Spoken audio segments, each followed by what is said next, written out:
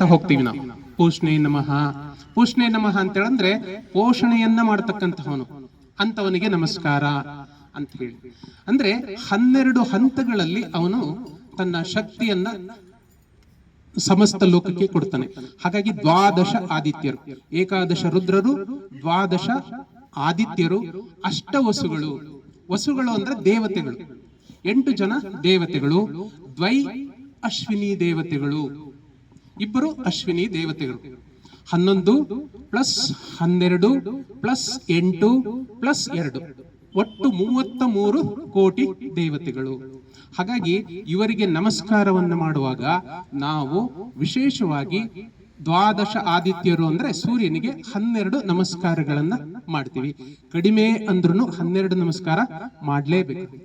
ಆ ಸೂರ್ಯನ ಪೂರ್ಣ ಫಲ ಸಿಗಬೇಕು ಅಂದ್ರೆ ಕಡಿಮೆ ಅಂತ ಹೇಳಿದ್ರು 12 ನಮಸ್ಕಾರಗಳನ್ನ ನಾವು ಮಾಡ್ಲೇಬೇಕಾಗುತ್ತೆ.